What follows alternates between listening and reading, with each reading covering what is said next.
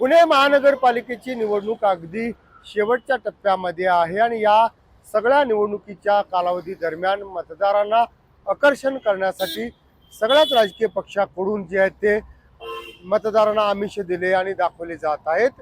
काही ठिकाणी महिलांना साड्या वाटपाचा कार्यक्रम रात्रीच्या वेळेस सुरू आहे, तर काही ठिकाणी रात्रीच्या सुमारास बंद पाकिटातून पैसे दिल्याचं सुद्धा बोललं जात आहे। वेगवेगळ्या ठिकाणी जेवणावळी रात्रीच्या सुमारास सुरू आहेत आणि या सगळ्यापासून मतदार राजाने जागरूक व्हावं म्हणून पुण्यातील बालगंधर्व रंगमंदिराच्या समोर अशा स्वरूपाचे होर्डिंग आणि पॅम्पलेट चिकवण्यात आलेले आहेत। दाराला नीट कडी लावा, रात्री हाकामारी येणार आहे। तर हे जनजागृती करणारे जे पॉम्पलेट आहेत ते या ठिकाणी जंगली महाराज रस्त्यावरती चिकटवण्यात आलेले आहेत।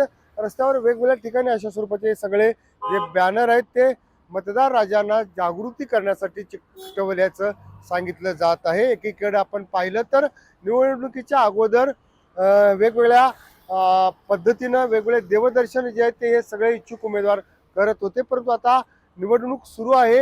या ठिकाणी मतदानाचं जनजागृती करण्यासाठी अशा स्वरूपाचे जे होर्डिंग लावलेले आहेत आणि जे उमेदवार आहेत ते मात्र रात्रीच्या सुमारास कोणत्या मतदारांना अशा पद्धतीचा आमिष दाखवू नये किंवा त्यांच्यासाठी जनजागृती व्हावी म्हणून हे जे होर्डिंग आहेत ते पुण्यातील जंगली महाराज रस्त्यावरती लागल्याचं सांगितलं जात आहे। लोकशाहीसाठी मी चंद्रशेखर भांगे, पुणे। लोकशाही मराठी ऐका, पहा, जागरूक रहा।